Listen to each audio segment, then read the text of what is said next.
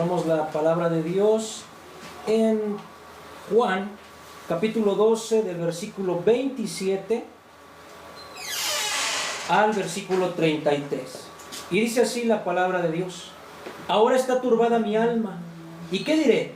Padre, sálvame de esta hora. Mas para esto he llegado a esta hora. Padre, glorifica tu nombre. Entonces vino una voz del cielo: lo he glorificado y lo glorificaré otra vez. Y la multitud que estaba allí y había oído la voz decía que había sido un trueno. Otros decían: un ángel le había hablado. Respondió Jesús y le dijo: no ha venido esta voz por causa mía, sino por causa de vosotros.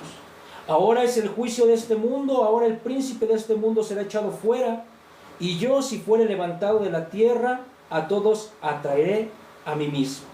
Y decía esto dando a entender de qué muerte iba a morir. Vamos a orar. Padre, Señor nuestro, Dios Todopoderoso, Padre Santo y verdadero, después de haber escuchado tu palabra, de haber leído este texto, nos acercamos a ti con reverencia y con necesidad. Reconocemos que tu verdad es perfecta, pero nuestro entendimiento es limitado y nuestro corazón muchas veces es duro. Por eso te pedimos, Padre, que abras nuestros ojos para poder ver tu gloria, la gloria de Cristo, la gloria de la cruz. Abre nuestro entendimiento, Señor, para poder comprender tu verdad, y abre nuestro corazón, Señor, para podernos rendir a ti con fe. Quita toda distracción, todo orgullo y toda resistencia a tu palabra y a tu espíritu. Danos un espíritu enseñable, humilde, moldeable. Un Espíritu Santo que obre en medio de nosotros, convenciéndonos de todo pecado, afirmando de nosotros y convencidos, Padre, de que tú eres santo y de que tú eres nuestro Padre y nuestro Rey. Guíanos con una respuesta genuina, Señor, que no seamos solamente oidores, sino hacedores de tu palabra. Te pedimos todo esto en el nombre de Cristo Jesús. Amén. Amén. Gloria al Señor. Vamos a tomar asiento. El día de hoy el tema es la cruz, juicio y exaltación. Yo no sé, hermanos, yo creo que todos hemos pasado en algún momento de nuestra vida por un tiempo, un momento donde nuestra alma se estremece de gran manera. Momentos donde el peso de, quizá de una, puede ser a veces de una decisión o de una responsabilidad o de una realidad inevitable. Porque hay veces que las circunstancias suceden y no podemos hacer absolutamente nada para cambiarlas, para corregirlas. Momentos en los cuales desearíamos quizá a veces hasta darnos un pellizco y pensar que lo que nos está sucediendo en ese momento en nuestra vida es un sueño o es una pesadilla. Que quisiéramos que no fuera real lo que está aconteciendo en nuestra vida. Pero es un momento que pasamos. Un momento que sacude profundamente nuestro ser.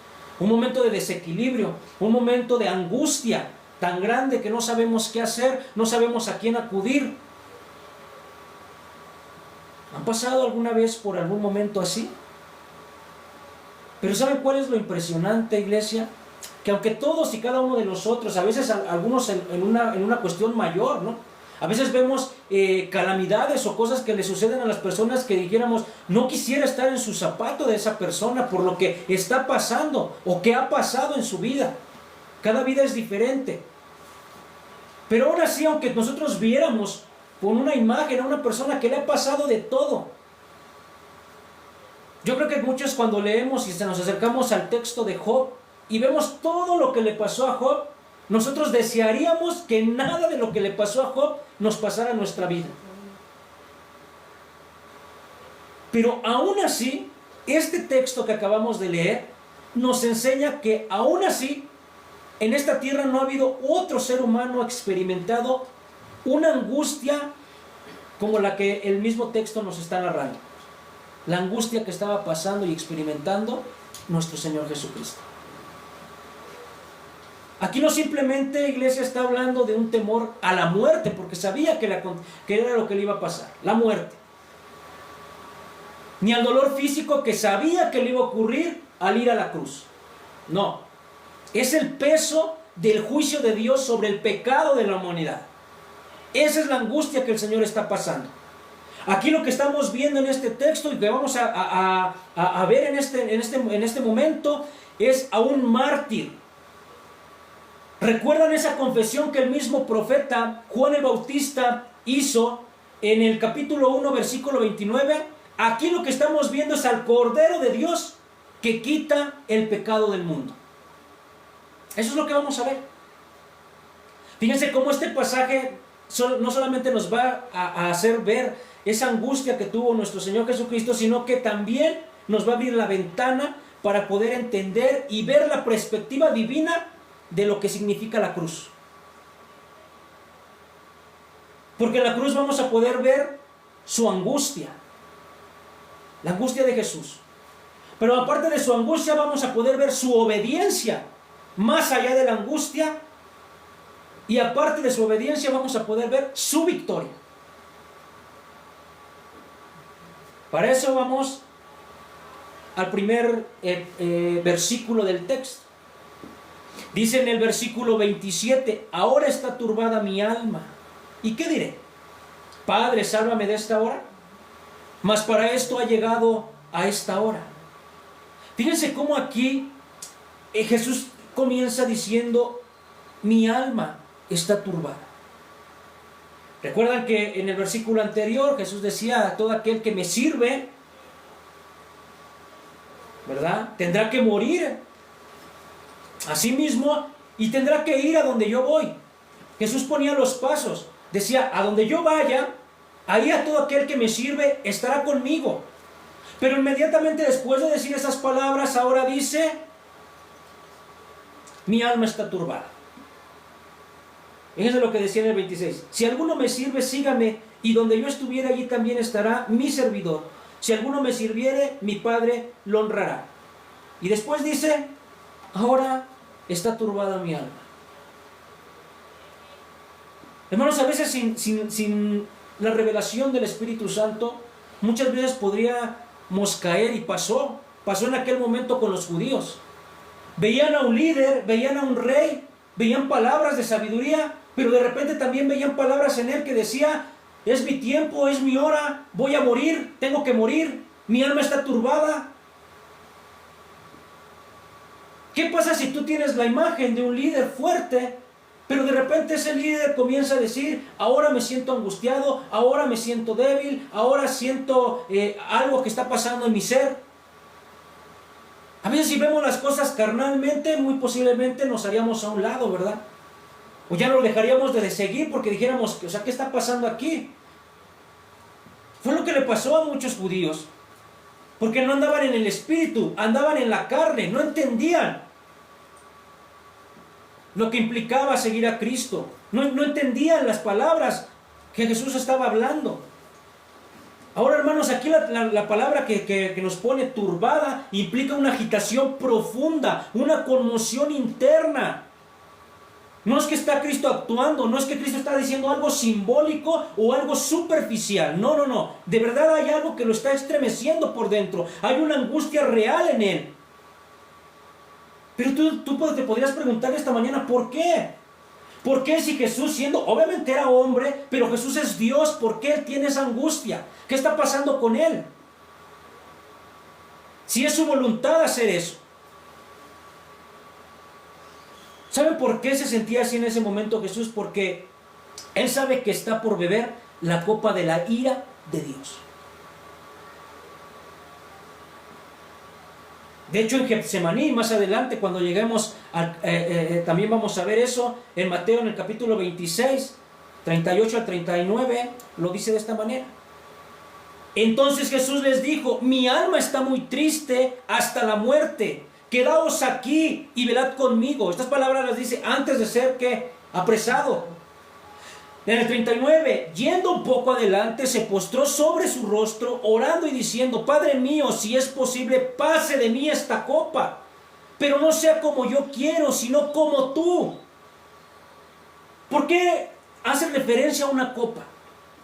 ¿Por qué dice, pase de mí esta copa? ¿Por qué no dices, Señor, si fuera tu voluntad, que pase de mí este sufrimiento, que pase de mí esta vergüenza, que pase de mí esto que me va a acontecer? No, él dice una copa, hace referencia a una copa. Porque la copa representa la ira de Dios derramada en el juicio. En el Antiguo Testamento podemos ver muchos ejemplos. Salmo 75, versículo 8. Dios tiene una copa llena de vino mezclado que es juicio, y los impíos la beben hasta el fondo. El profeta Isaías 51, 17. Jerusalén ha bebido la copa de la ira de Dios. Jeremías 25, 15. Las naciones beben la copa del furor de Dios, experimentar el castigo divino del pecado, que Él tomó completamente el juicio como tú merecías. Iglesia, es lo que está diciendo. Él tomó el juicio. Por eso sabe Jesús que lo que va a acontecer es que va a tomar la copa de la ira del juicio de Dios sobre los pecadores. Entonces podemos entender que Él toma completamente el juicio que yo merecía. Que Él hizo como sustituto en tu lugar. ¿Sí entiendes eso? Eso era lo que estaba aconteciendo en ese momento con Jesús. El peso de la ira de Dios, del juicio de Dios, cayendo sobre Él. Ahí podemos entender, y vamos a llegar a ese capítulo, cuando está en la cruz, que dice: Elí, Elí, ¿por qué me has abandonado? ¿Por qué sintió Jesús siendo 100% hombre, 100% Dios? ¿Por qué Jesús sintió el abandono del Padre en ese momento? Porque estaba bebiendo la copa de la ira, del juicio de Dios por los pecadores. Por eso en otro texto dice: aún Él, siendo sin pecado, se hizo pecado por nosotros. Hermanos, aquí vemos a una persona, vemos a un hombre, a una verdadera humanidad de Cristo. Él siente, Él sufre, Él se aflige por lo que va a acontecer. Pero sin embargo, fíjense, dice: ¿y qué diré? Padre, sálvame de esta hora. Es decir, Jesús no dijo: Señor, ya no quiero pasar por esto, líbrame de esto que va a acontecer en mí. No renunció al llamado que Él tenía, no renunció al propósito más bien que Él tenía en esta tierra. Por eso aquí dice: ¿y qué diré? Padre, ya no quiero ir. Padre, ya no quiero hacer tu voluntad. Mejor líbrame para ya no pasar por esa cruz. No, iglesia, no lo hizo así. Jesús está mostrando aquí lo que Él hará, que no va a haber vuelta atrás, que Él no va a renunciar a incluso de lo que le llegue a pasar a Él en su vida. Entonces, después de estar viendo aquí en este texto, en el versículo 27, una angustia real, pero que no gobierna su misión. Escucha eso esta mañana. Puedes estar pasando por una angustia real, pero si Dios está contigo, si tú estás con Él, eso no va a gobernar la voluntad y el propósito de Dios contigo en esta vida. Dice: mas para esto ha llegado esta hora. ¿Notan la obediencia incrementable de Jesús? Pero para esto ha llegado esta hora. Aquí está el corazón del texto que estamos estudiando. Cristo abraza el propósito que tiene divino. Él no vino simplemente a enseñar.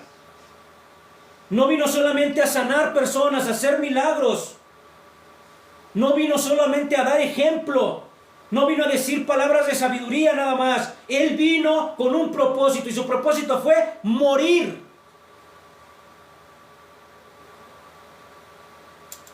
Marcos 10:45. Porque el Hijo del Hombre no vino para ser servido, sino para servir y para dar su vida en rescate por muchos. Por muchos.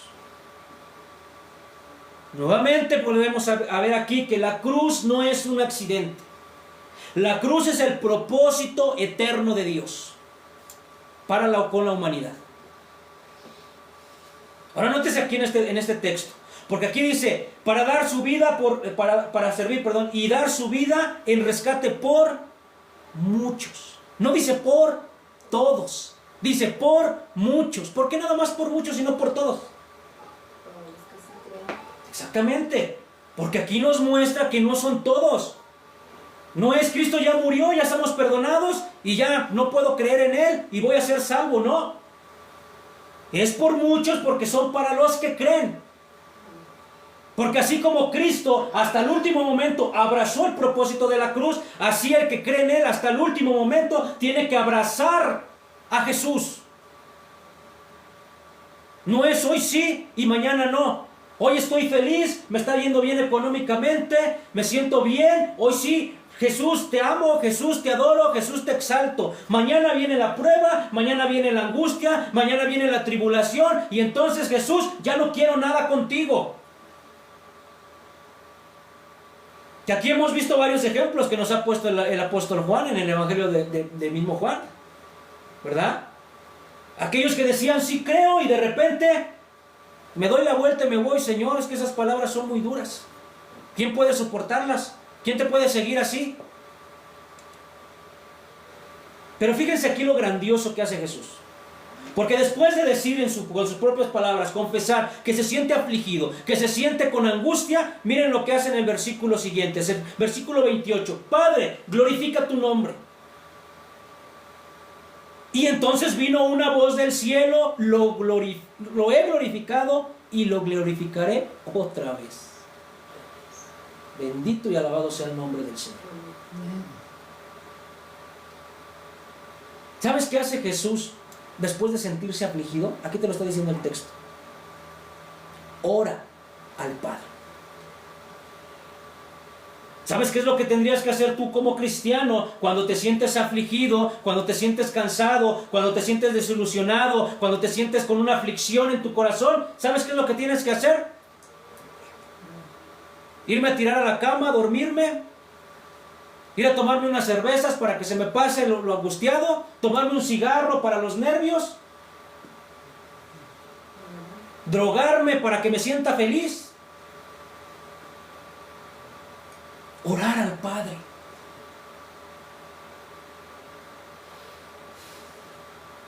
Esto es impresionante, iglesia, porque Jesús no dice en su oración, fíjate, no está diciendo, Padre, sálvame, Padre, líbrame. ¿Qué está diciendo Jesús? Padre, glorifica tu nombre. En pocas palabras, Padre, haz tu voluntad y no la mía. La prioridad de Cristo Jesús es la gloria del Padre, incluso a través de ese sufrimiento que sabía que estaba por pasar. Entonces aquí estamos viendo la perfecta sumisión del Hijo. Pero no solamente la perfecta sumisión del Hijo, también estamos viendo una respuesta del cielo, que dice, lo he glorificado y lo glorificaré otra vez. Y lo que es impresionante es que aquí nuevamente Dios Padre vuelve a hacer esa respuesta audiblemente. Los que estaban ahí escucharon. Y esto ocurre pocas veces en el texto, en los evangelios. Ocurrió en el bautismo de Jesús. Ocurrió en el momento de la transfiguración. Y ocurre en este momento, nos lo narran. ¿Por qué ocurre en este momento? ¿Por qué? Porque la cruz es el momento culminante de la gloria de Dios. En el momento de la cruz se encuentra la justicia y la misericordia. La ira y la gracia convergen. La santidad y el amor se abrazan.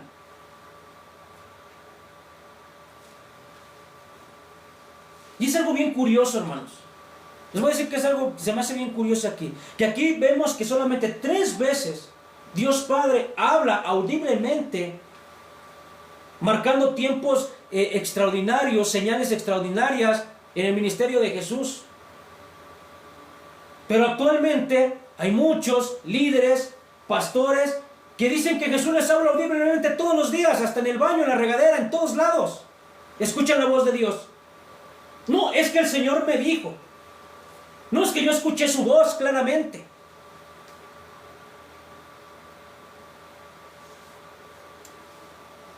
Ahí se los dejo de tarea nada más para que entendamos, hermanos, cómo tiene un propósito Dios, y a lo que muchas veces las personas en su sugestión, en su emocionalismo, en su autoritarismo, quieren sentir o quieren hacerse ver para desviar a veces la mirada de las personas hacia Jesús y ponerlas hacia el hombre. Pero fíjense aquí, aunque Jesús habla audiblemente y todos los que estaban ahí escucharon, no todos entendieron la voz. En el 29 dice, y la multitud que estaba allí había oído la voz, pero decían que había sido un trueno. Otros decían, un ángel le ha hablado. Pero Jesús, ¿qué respondió? Jesús dijo, no ha venido esta voz por causa mía, sino por causa de vosotros.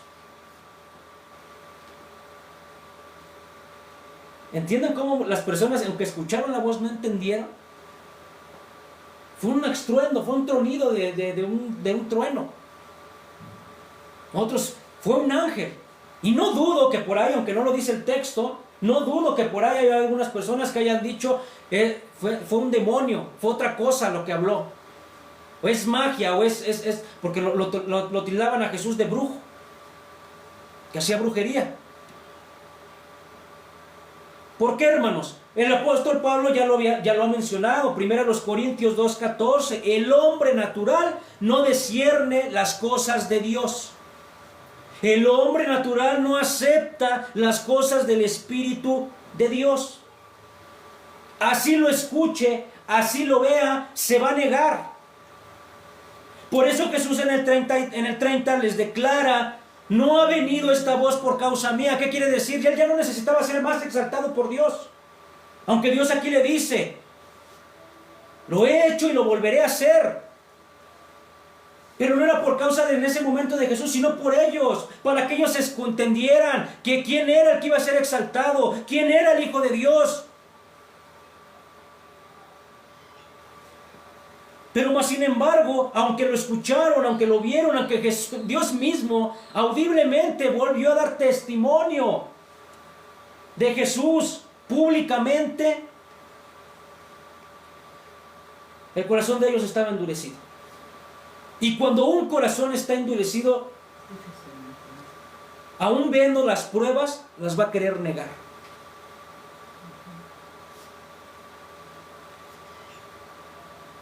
Y fíjense cómo ahora Cristo va a revelar el significado cósmico de la cruz. Porque ese significado de la cruz, lo que padeció en la cruz Jesús, no fue algo solamente para el pueblo de Israel, no fue algo para la humanidad, fue algo cósmico, fue algo que cambió desde ese momento todo el universo. En el 31, ahora es el juicio de este mundo. Ahora el príncipe de este mundo será echado fuera. El juicio del mundo nos está hablando. Ahora es el juicio de este mundo. ¿Saben por qué, iglesia? Porque la cruz no solamente salva. ¿Saben qué también hace? Juzga. La cruz de Jesús juzga. ¿Por qué? Porque en la cruz se revela la gravedad del pecado. ¿Entiendes, iglesia, que la gravedad del pecado era que eso que padeció Jesús te tocara a ti? ¿Entiendes que no arrepentirte y no rendirte a Cristo Jesús es que ese juicio va a caer sobre ti? Que va a haber una condenación. Por eso dice la palabra, y la condenación ya está. Desde el momento que rechazas a Jesús.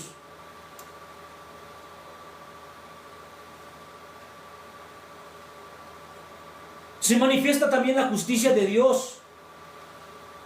Dios en su justicia, Dios en su misericordia, se hizo hombre y vino a morir por nosotros, para que ese juicio no llegara a nosotros y lo padeciera Él. Y se expone la rebelión del hombre también. ¿Por qué? Porque a todos aquellos que ven la cruz y la rechazan, pues expone lo que hay en su corazón. se pone un corazón endurecido, que no quiere nada con Dios.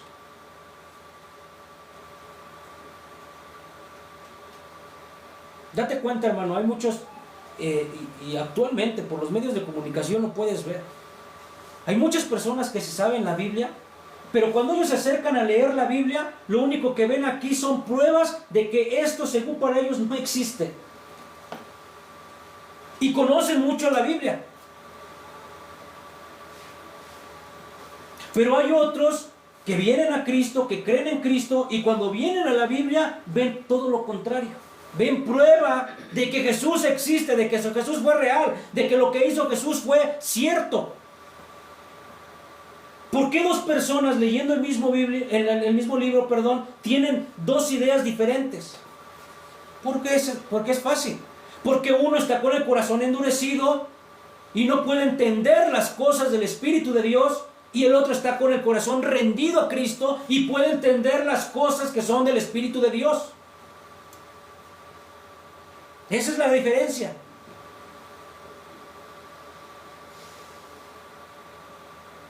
Entonces entendamos, hermanos, el mundo es juzgado porque rechaza al Hijo. El mundo es juzgado porque rechaza a Cristo Jesús. Pero este texto no solamente dice esto en el 31, también nos dice: ahora el príncipe de este mundo será echado fuera. ¿Quién es el príncipe de este mundo? Satanás, el diablo. Pongamos mucha atención, iglesia, en esta parte, porque a veces cuando estamos en una teología incorrecta, caemos a cosas muy incorrectas. Obviamente te va a llevar a errores. Y yo lo pasé en carne propia. Cuando estás en ese tipo de teologías, donde parece que se le da más poder al diablo que al mismo Dios, todo es Satanás, todo es el diablo. Estás pasando por una situación: oh, cochino diablo, me estás atacando, me estás haciendo daño, me están haciendo brujería. Tengo que orar, y tu oración parece que es otra como limpia de brujería. Y estás reprendiendo demonios, y estás reprendiendo diablos y todo eso. ¿Por qué? Porque tienes una teología incorrecta en tu ser. Hay un libro, no sé si lo tengo por aquí. Aquí está. Este libro me lo regaló un pastor. Se llama Cerdos en la Sala. La mayoría de las iglesias evangélicas, pastores, líderes, han leído este libro. Lo quería tirar, quemar, pero dije: no, lo voy a guardar ahí. Es una basura, iglesia. Es una basura. Tú lees esto y parece que estás leyendo a esas personas que se dedican a sacar demonios, expulsar demonios. ¿Cómo se llamaban estos? Los que se llamaban los Warren, ¿no? Los que salen ahí en las películas de terror, que van a las casas y que hacen exorcismos y cosas de ese tipo. Pues haz de cuenta que las personas que escribieron este libro, haz de cuenta que es eso. Todos son demonios. No puedes tener esta figurita es un demonio. No puedes tener esto en tu casa porque eso es demonio. Si estás en la hora de haciendo una oración y bostezas porque tienes sueño, porque no dormiste bien, no, son demonios que están saliendo de ti. Y por eso en esos lugares hacen supuestas liberaciones donde la gente está vomitando y están retorciéndose y están haciendo muchas cosas. ¿Por qué? Por este tipo de cosas. Porque hay muchas iglesias que cambiaron esto, que esto sí es poder de Dios, por esto. Y de nada sirve que en sus iglesias mencionen a Dios, mencionen a Jesús, mencionen muchas cosas, si cambian, si su teología es errónea. Por eso todo el tiempo están frustrados las personas. Cristianos que se dicen ser cristianos, que todo el tiempo se sienten mal físicamente, me están haciendo daño, me están haciendo brujería. Tengo que untarme aceite, algunos hasta se lo beben. ¿No? Nos ridiculizábamos porque muchos salimos y salían haciendo burla. Allá en la iglesia católica romana piensan que el agua bendita tiene poder.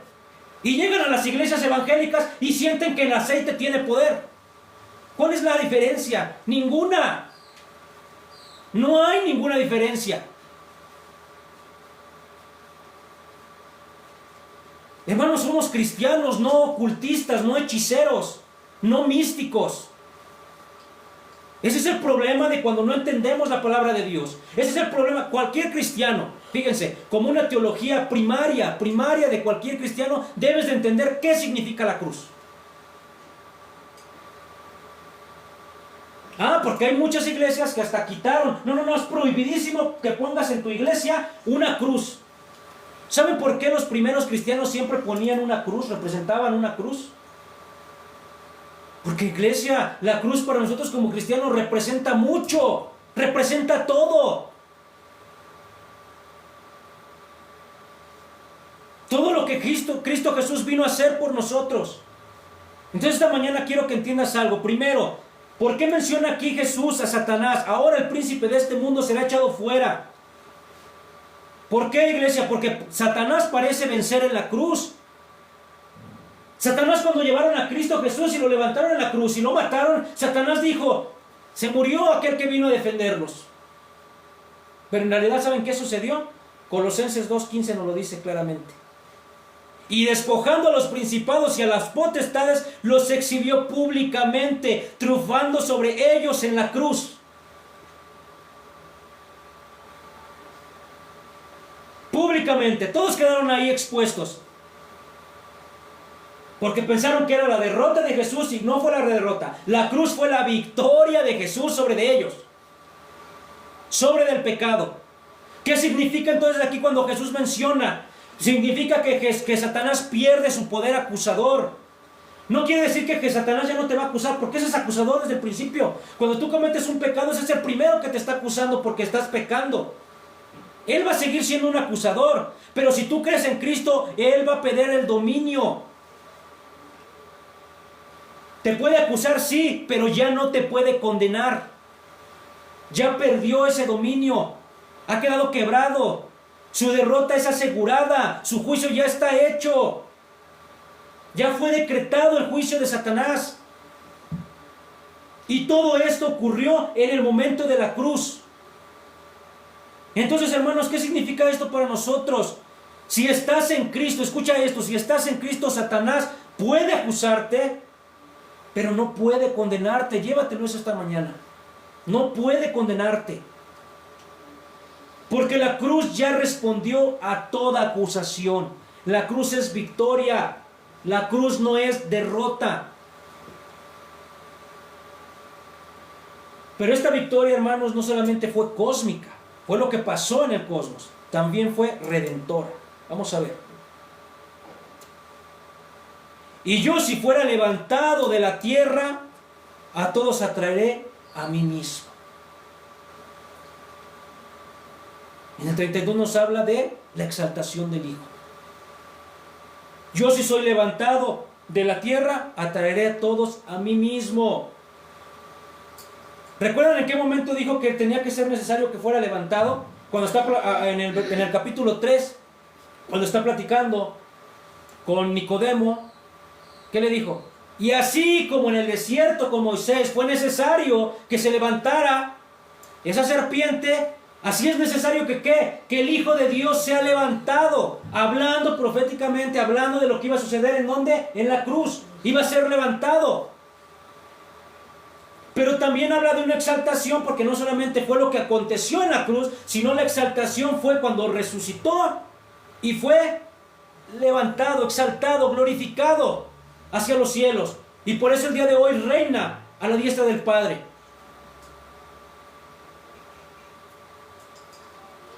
Iglesia, entiende esto. La humillación es el camino para la exaltación. Y por eso dice ahí, atraeré a todos. Si yo les dije que en Marcos 45 nos dice, para dar su vida en rescate por muchas personas de todas las naciones, y aquí nos menciona para atraer a todos, no está hablando de que todos sin excepción alguna. No significa que cada individuo de esta tierra va a ser rescatado. Significa la palabra aquí en el todos, significa el contexto, lo que iba a pasar, que iba a acontecer, que ya no iba a ser solamente para quienes, para los judíos, sino también para los gentiles. Y en el contexto de este mismo capítulo lo vimos, en el versículo 20, cuando vienen griegos buscando a Jesús, cuando los griegos que representan a los gentiles. Por eso que lo que quiere decir aquí, que la cruz rompió barreras, iglesia. Porque por medio de la cruz ya no fue la salvación solamente para los judíos, fue para gentiles, fue para toda lengua, pueblo y nación. Ahí entramos nosotros. Porque tú naciste aquí en México y si no hubiera acontecido esto, no hubieras entrado tú. Y fíjense cómo el versículo que sigue, en el versículo 33 indica qué clase de muerte iba a morir Jesús.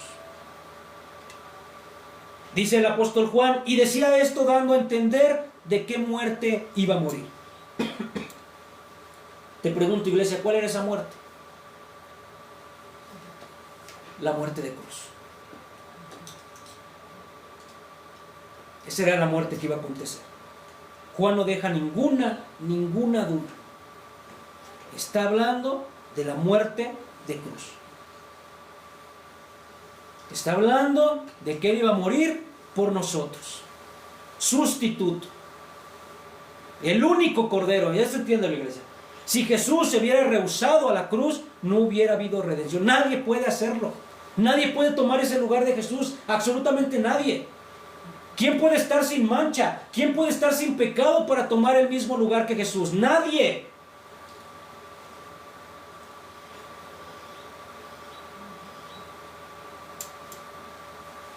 Entonces entendamos esto, iglesia, porque esto sí, apúntalo, llévatelo grabado en tu mente, en tu corazón, porque debes de entender entonces qué significa la cruz.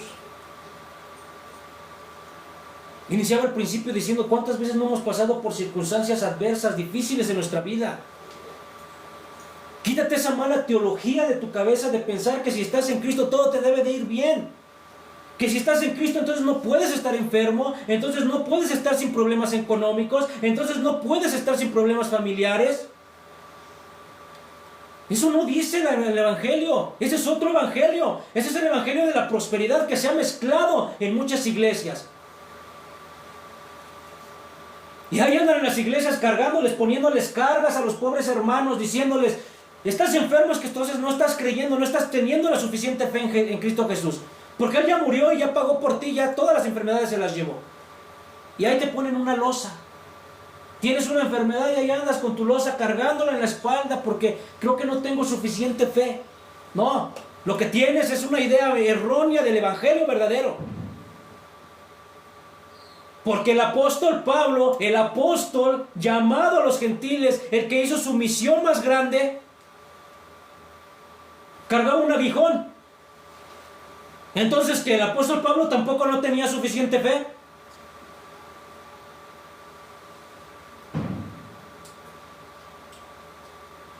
No, iglesia. ¿Qué representa la cruz? Primero que nada es el juicio contra el pecado. Segundo fue la derrota contra Satanás. A través de la cruz Satanás fue derrotado. Número 3, la gloria para el Padre. Ahí fue el momento cúlmine, donde el Padre se glorificó. La exaltación del Hijo. También Cristo Jesús fue exaltado. De hecho ya lo había dicho antes, ¿verdad? ¿Recuerdan como cuando llegan y que le preguntan que es la enfermedad lo que está aconteciendo con Lázaro? ¿Qué dijo? ¿Esta enfermedad ha venido para qué? ¿O este padecimiento está veniendo para qué? Para que el Padre y el Hijo sean glorificados. La cruz glorificó y exaltó al Padre y al Hijo. Y después de todo esto, fíjense lo grandioso que es esto. Porque después de que Jesús dice, con esto también el príncipe de paz, el príncipe de este siglo, Satanás, es derrotado. Ahora también atrae a los pecadores, atrae a los cristianos, atrae a los que creen en Él. Ahí entras tú, hermano, ahí entro yo. Ya Cristo pagó por nosotros en la cruz, ya Cristo murió, fue exaltado, fue glorificado. ¿Ahora qué sigue? Ahora sigue que nosotros vengamos a Él, nos rindamos a Él y le sigamos con el mismo ejemplo. Entonces no te hagas esta mañana la pregunta de ¿qué pasó en la cruz? Mejor pregúntate, ¿qué significa para mí la cruz? Yo te pregunto esta mañana, iglesia, ¿ves la gravedad de tu pecado? ¿Entiendes la gravedad del pecado? ¿Entiendes que Cristo tomó tu lugar? ¿Y has sido atraído verdaderamente a Él? Porque la cruz no deja a nadie neutral. A los que creen es para salvación. A los que lo rechazan es para condenación. Cristo en este momento fue turbado para que tú puedas tener paz. Cristo fue juzgado para que tú seas justificado. Cristo fue levantado en la cruz para que tú puedas ser atraído hacia Él. Entonces esta mañana, ven a la cruz. Confía plenamente en Cristo. No importa lo que estés pasando. Ríndete completamente a Él. No seas solamente un escuchador de su palabra. Vuélvete un hacedor de Él. Vuélvete un servidor, un discípulo de Él.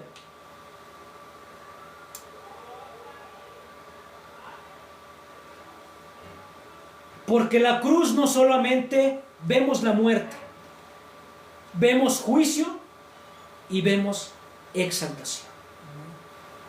Ponte de pie.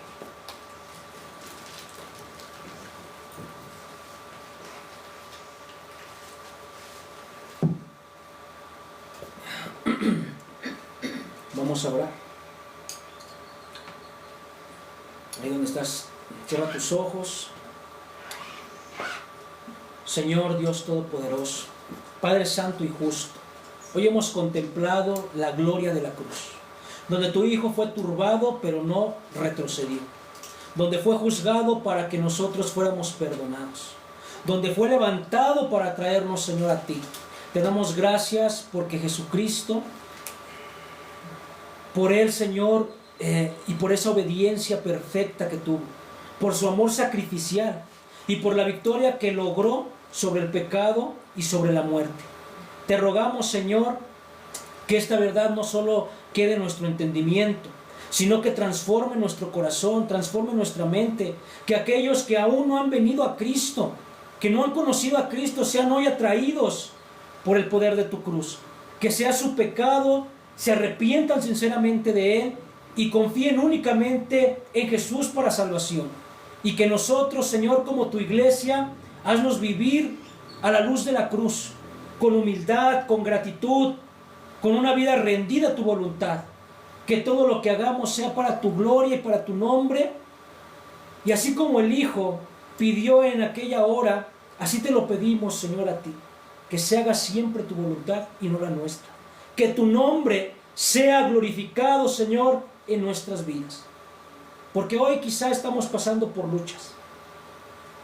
Quizá algunos, Señor, no han estado bien, Señor, emocionalmente.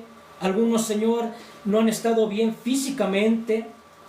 Algunos quizá están pasando por pruebas económicas. Algunos quizá están pasando por mucha tentación y pruebas en el pecado. Dificultades quizá en la familia, con los hijos, con los padres, con los hermanos. Pero más sin embargo, Señor, reconocemos y sabemos que solamente en ti y por ti podemos caminar seguros. En el nombre de Cristo Jesús. Amén. Amén. Ahora, iglesia, hemos escuchado la palabra de Dios y vamos a dar respuesta a esta palabra.